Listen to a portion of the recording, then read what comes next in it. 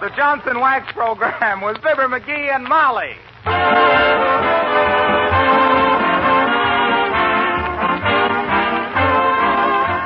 The makers of Johnson's Wax and Johnson's Self-Polishing Glow Coat present Marion and Jim Jordan as Fibber McGee and Molly with Bill Thompson, the King's Men, and Billy Mills Orchestra. The show opens with Do It Again.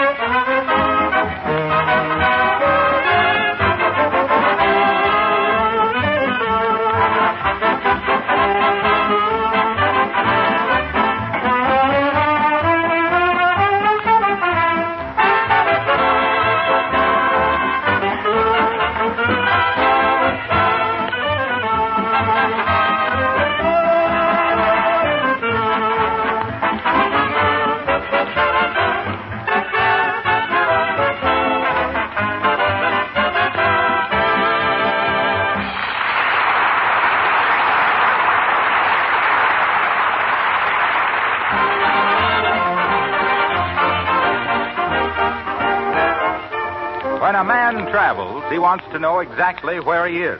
When a woman travels, she wants to know exactly what to wear. And here at 79 Wistful Vista, one studying a road map and the other cutting out a dress for a vacation wardrobe, each intent on his own business, we find Fibber McGee and Molly.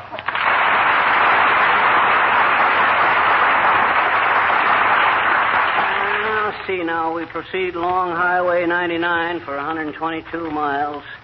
Then turn left at a red schoolhouse for a distance of 5 inches down to the hips.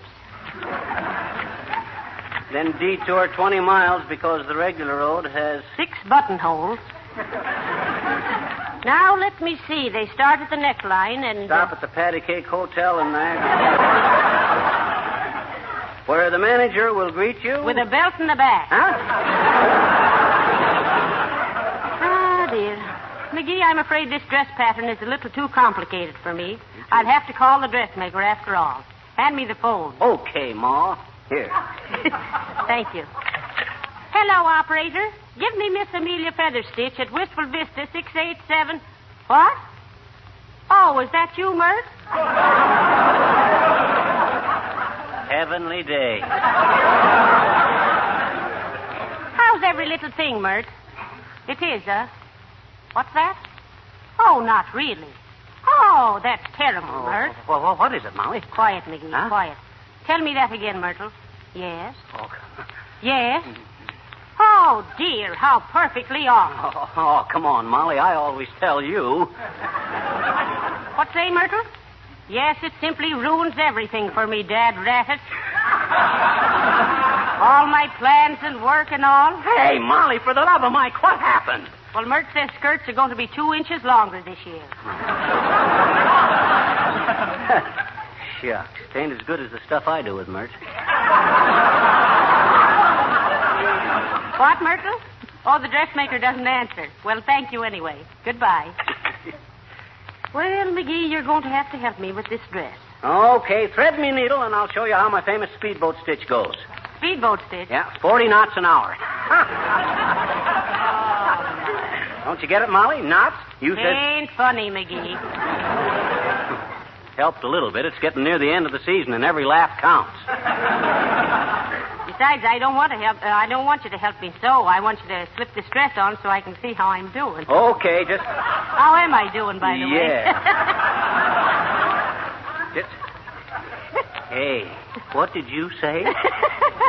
Me put that dress on? Yeah. Oh, no. No, sir, not me. Why? What if somebody should come in? And I've been on this show too long to think they won't. Now, listen, don't be silly. Take your vest off and slip this dress on. Oh, Molly, I don't want to slip into no dress. Gee, Willikers. McGee, You owe me that much. Why do I? Well, now, who was it that ruined my dress form by shooting it full of arrows? Tell me that. That was me in Gildersleeve. The chucks, it was the only thing we could find to shoot at. 2 grown men shooting bows and arrows. For shame. Well, Gildersleeve had to do something with that bow and arrow. He bought it for his father for Father's Day, and his father couldn't use it. Why not? The instruction says to hold the bow in the left hand, the arrow in the right hand, and draw the feathered end back as far as the teeth. And he just couldn't do it. No strength? No teeth.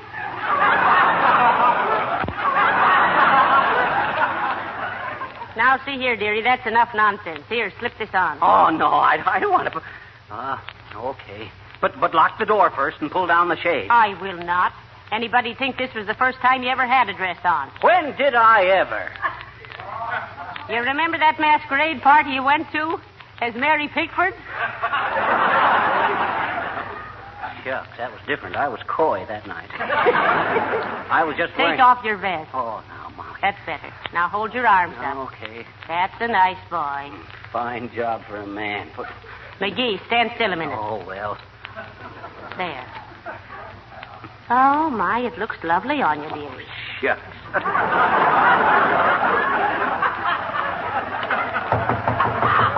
Oh, my gosh. Where can I hide? Where can I hide me, Molly? Oh, Quick. Hush. Come in. It's the Bob Hope program. No, this is the Fibber McGee and Molly program. Oh, I saw you 2 girls through the window and thought it was Brenda and Cabina. I'm sorry.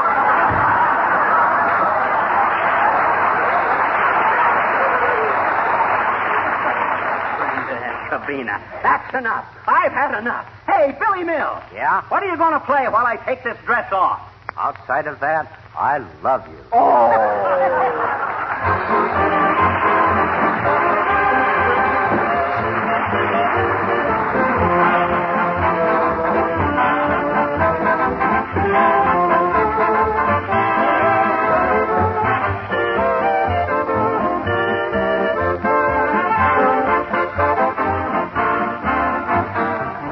One thing that's welcome any time is a new product or a new idea that will save work. That's just as true in a home as it is in an industry.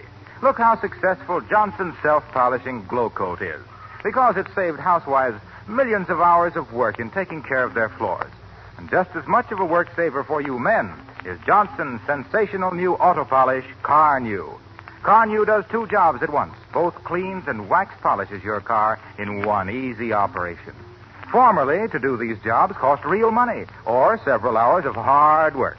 Now, with Johnson's Car New, many car owners tell us they do both jobs in an hour. Imagine cleaning and wax polishing your car in 1 hour. Oh, if your car is very dirty, it may take you a little more, but you'll still say Car New is a miracle worker. As a matter of fact, thousands of the country's leading service stations are now using Car New for polishing customers' cars. There's only one way to find out how easy Car New is to use. What a beautiful showroom shine it gives your car. Try it yourself. Get a can tomorrow from your regular wax dealer, auto supply store, or service station. Remember, your car looks like new when you use Car New.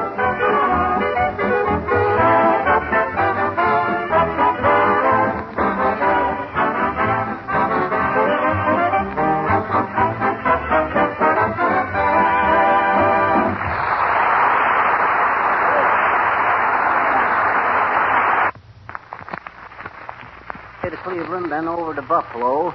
All right, McGee. Put the map down. Huh? I want you to try the dress on again. What? No, sir. Oh, come on. I ain't gonna, not again. Gee whiz, Molly, you want me to grow up to be a sissy? Well, it'd be nice if you just grew up. Don't be so... Oh, don't... Come in. Hi, mister. Oh, hello there, little girl. What you doing? Well, I was just about to put on my dress... nothing. Why? Well, George DeCopoulos and Willie Toops and I are getting up a game of run, sheep, run, and we need a fourth. You want to play, huh? No, I don't think so. What made you think of me? Oh, I don't know, mister. We just tried to think of somebody we knew who looked kind of sheepish, I guess. Well, gee, thanks, sis. You mean I'm sort of gentle and kind and useful? No. You're kind of dumb and frisky and always need a haircut. Okay, I get it. Now, suppose you go play your mutton, who's got the mutton someplace else.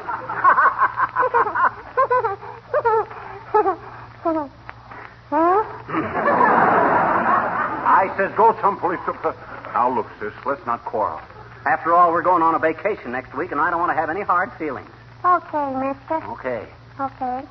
Let's bury the machine gun, huh? You mean bury the hatchet?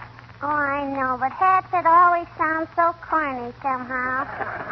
Oh, no, it don't. Oh, yes, it does. Oh, no, it don't. Oh, yes, it does. Oh, no, it don't. Oh, say, mister. Huh? I got a phonograph in my bedroom. And you know what? No, what? My mama bought a recording of one of your broadcasts, and she plays it for me sometimes, I bet you. Oh, she does, eh? When you've been a good girl? No, when I've been bad. Huh? Mm-hmm. Boy, does that keep me in line. I just can't take it. Go on,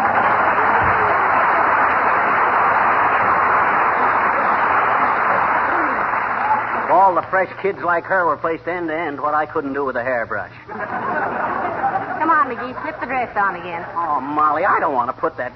Think of my dignity. Think of my pride. Think of the $3 I'm saving on a dressmaker. Huh? Oh, well, there's that, too, I guess. Okay, I'll do it.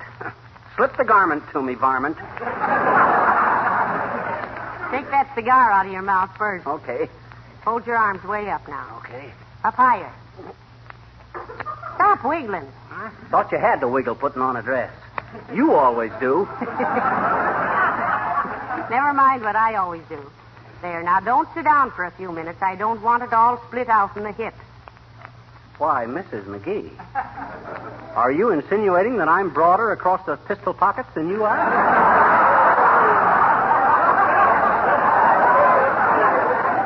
Well, I not only think that, but... Oh, shucks, here comes somebody again. I'll run upstairs. Oh, stop fussing. Just turn around and face the wall. Come in. Hello there, daughter. Hello, Johnny. Oh, excuse me, ma'am. Where's Johnny, daughter? Why, he, Oh, never mind, Molly. I'll come out. As long as it's just him. Well, here I am, old-timer. You want to make something out of it? Nope.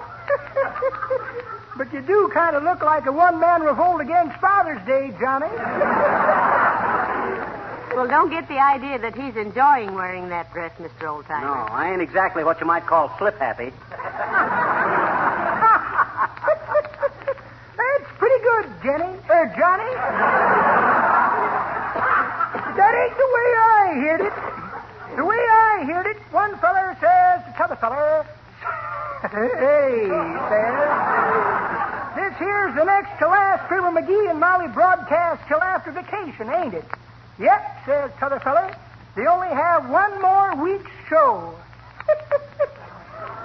You see, kids, the point of the joke was in the phrase week's show. Sort of a pun, you know.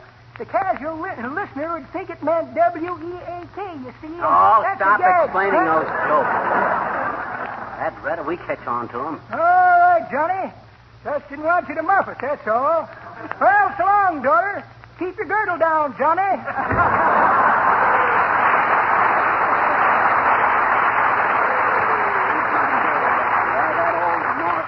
Now, keep your temper down, McGee. He was just kidding. Well. He's really a very nice old man. Yeah, he'd be a very clean-cut sort of a guy if I had a razor handy. Stop waving your arms around in my new dress Well, and get stand still whilst I do a little basting. Basting? Oh, no, you don't. You ain't going to pour no gravy over me. Why, basting is temporary stitches. Huh?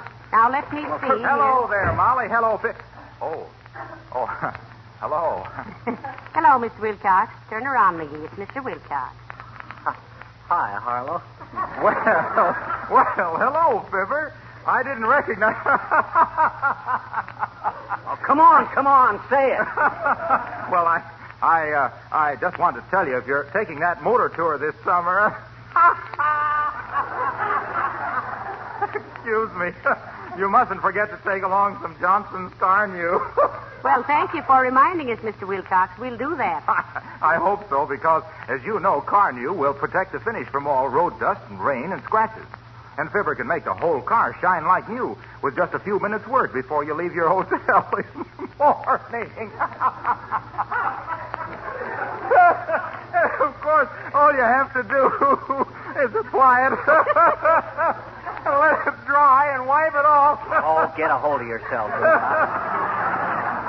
And there's your car gleaming like a car.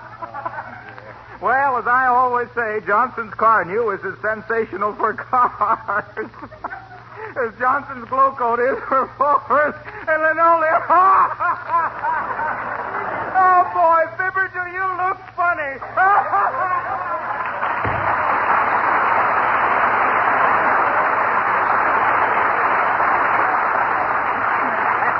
That absolutely does it. Take this dress off of me, Molly. Take it Oh, off. now take it easy, dearie. It won't be long now. And besides, there isn't much likelihood of anybody else coming in to embarrass you because Take they've it all... off. Anybody at home in there? You? Oh, it's Mrs. Uppington, Molly. Shucks, if she sees me in this Take dress... it easy, McGee. She wouldn't talk. Oh, no. She's about as close-mouthed as a steam shovel. Yeah. And she digs up more dirt, too. Dear, oh, dear. Now, calm yourself, dearie. Be nice to her because I want her advice on this dress. Huh? I won't take it, but I want to hear it. Come in. Oh, how do you do, my dear? And Mr. McGee. Oh, it is Mr. McGee, isn't it? Yes, the dear boy is helping me with my new dress. Oh, a model husband. Or is he just being a silly girl? How do you like the dress, Mrs. Uppington? Oh, May, it's so charming, so flattering, so chic. So what? And those puff sleeves are lovely, my dear. Over here, let me set them in a little closer. Have you some pins? Yes, here. Oh, thank you. You see, the real leg of mutton shoulder... What do you know about it, Uppy? You do so much more hawing than you do hemming. Ouch! Now, look out where you're sticking them pins. Oh, excuse me. There, now you see, Mr. McGee? Yes, that does look better, doesn't it? Turn around, dearie, slowly. Now, look here, you two. I positively refuse to stand here much longer. Are you just trying to make me look foolish? Why, Mr. McGee, how can you say such a thing? Well... Make you look foolish? Really, what a superfluous gesture. Now, Mrs. McGee, I think the sides here are small gore right here. Careful, Uppy. You gored me enough. Ouch! Hey, now cut that out, Uppy. You jagged me again. Oh, really? So sorry. I think I see what you mean, Mrs. Uppington. Now, how about the skirt? Oh, he'll be all right for a minute or two, won't you, Mr. McGee? Yeah. Hey, what do you mean? You calling me a skirt? Ouch! Now, look here, Uppy. I don't mind you're making a stab at helping Molly, but stab the dress, not me. You think I'm full of sawdust? Yes, you little doll, you. Now, keep quiet for just another minute. Well... How's the length of the skirt, Abigail? Well, personally, my dear, I'd like to see it a bit shorter, like this. Oh, another pin, please. I should say about up to here. Oh! Uppy, one more jab like that, and Of I'm... course, it's difficult to estimate the length of the skirt, Mrs. McGee. Those trouser legs of Mr. McGee's are a bit distracting, you know. Trousers have always been kind of distracting to you, ain't they, Uppy? Now, McGee. Is that any way to talk to a lady now? Never mind, Mrs. McGee. Good day, my dear. And, Mr. McGee, Yeah? I would suggest that you take that dress off before you stretch it too much. What you mean? They're not wearing bustles this season. Good day.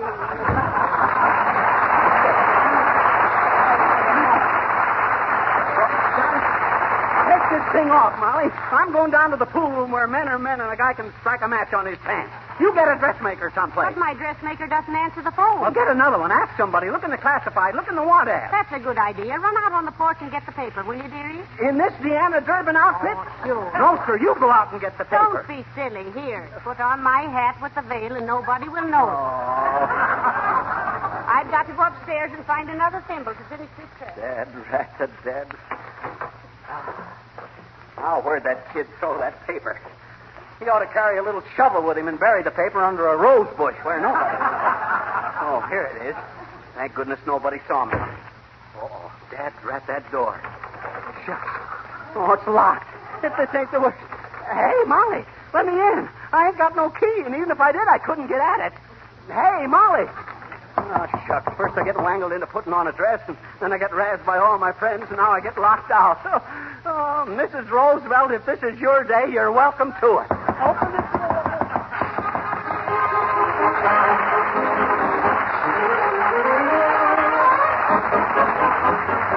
The King's Men singing Ezekiel Saw the Wheel. Ezekiel saw the wheel and the wheel and the wheel and the wheel and the wheel in the middle of the air.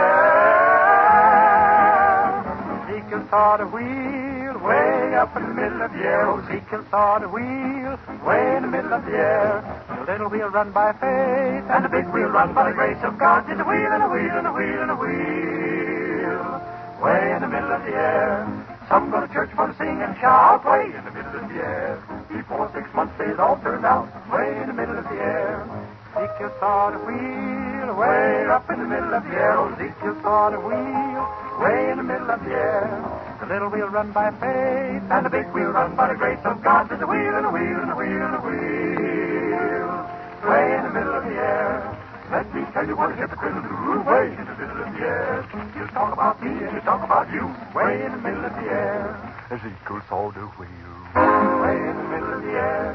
Ezekiel saw the wheel, way in the middle of the air.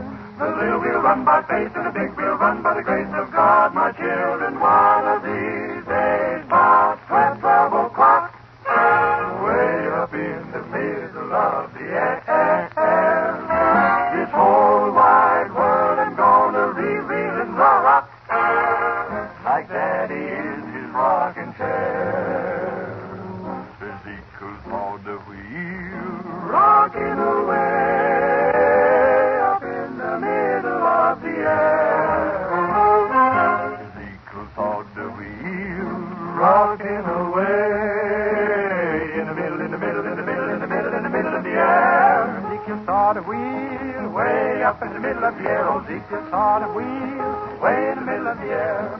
The little wheel run by faith, and the big wheel run by the grace of God. There's a wheel and a wheel and a wheel and a wheel,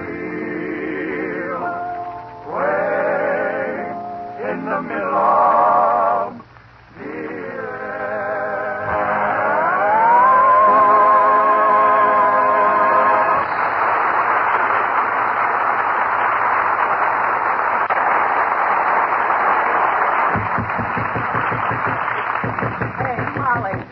Molly, let me in.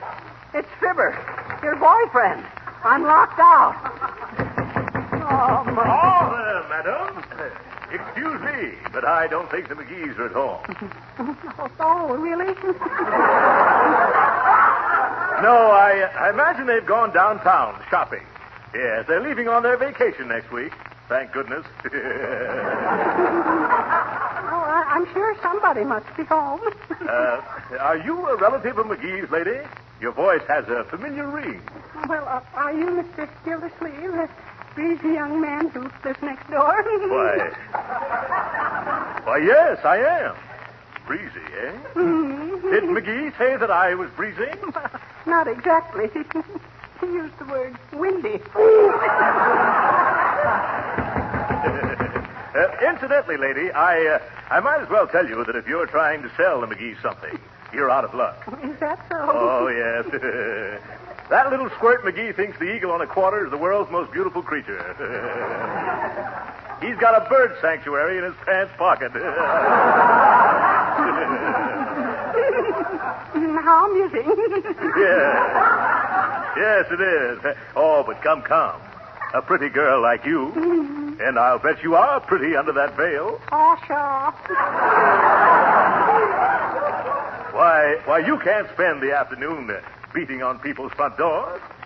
Let's walk down to the drugstore and get a soda, eh? Why, we might even get to be very good friends. Oh, really, I couldn't. My husband, he's very jealous. Yes? The last man I flirted with was found floating down the river. What? He was? Yeah. And I was with him. He had a lovely little canoe. Well, that was very good, yeah. But what was your name again? Don't tell me now. Let me guess. Gertrude? No. Lorraine? No. Beatrice? No. Well, it must be Daisy because you won't tell. For goodness sakes, McGee. Oh, hello, Mr. Gildersleeve. Hello, Mrs. McGee. I'm just talking to your charming little visitor here. Now tell me, to paraphrase an old joke, who is this lady you see me with tonight? That's no lady, that's me husband. McGee? Breezy, eh? Boy, wait till your wife hears about this, Gildersleeve. Or do you want to pay me so much a month to keep quiet? You're a hard man, McGee. If you ever tell my wife...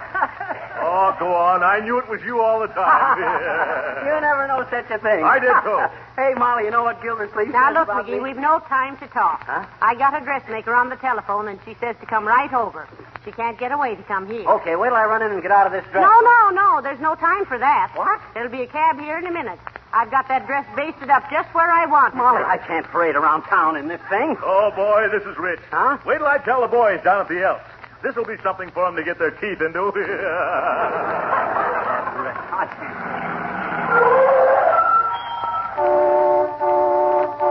Come on, McGee. Here's our taxi Molly, cab. I can't go in this taxi cab. You've got to. Here, let me take your arm so you won't trip and tear my dress. Where to, ladies? Oh, I forgot the street number, dearie, but it's right next door to the hospital. To the Wistful Vista Hospital, driver, and hurry. Hospital. Just a minute, driver. Yeah? You better drive fast. That lady with the veil is, well, you know. Oh, I get you, buddy. I'm a family man myself, and I know an emergency when I see it. Yes, I thought you would.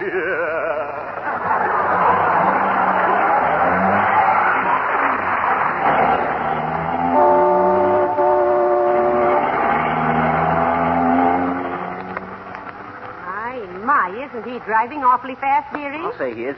We just went through a stoplight. I better tell him to slow down. Oh, driver. Driver. Hold everything, lady. I'll get you there in time. I've got 5 myself.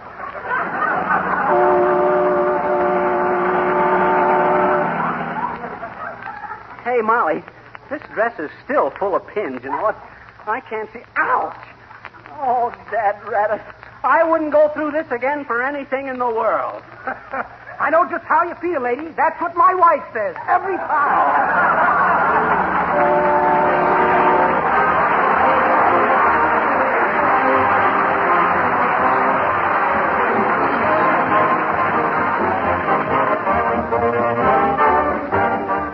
Fibber and Molly will be back in just a moment. When you left your kitchen a little while ago, did you happen to notice your linoleum floors? Were they something to be proud of or ashamed of? Are the colors still fresh and bright, or are they faded and gloomy? Is the floor sparkling and gleaming so you're happy to work there? Or is it the kind of floor that never seems to get clean? Those of you who already use Johnson's self-polishing glow coat know how easy it is to have beautiful kitchen floors with practically no work. Those of you who don't know glow coat, order a can tomorrow. Pour it onto your floor, spread it around, and let it dry. That's all there is to it. There's no rubbing or buffing with glow coat.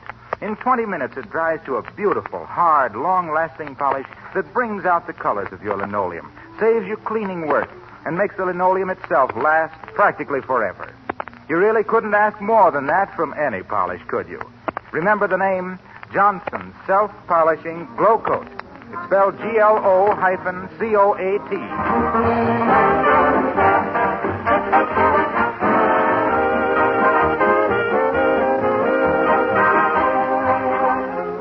Molly, you want to run downtown with me? Where are you going, dearie? I got to go to a music store and get a piece of music and then come home and start practicing. What music? Oh, it's a request number. Next week being our last show for the summer, people have been writing in from all over the country saying they could hardly wait to hear my swan song. Good night. Good night, all.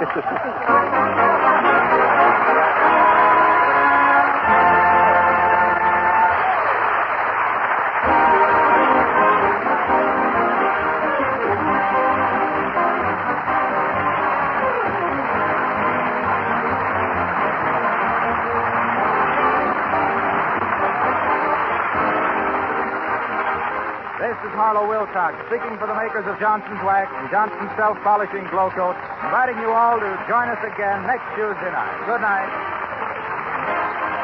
This is the National Broadcasting Company.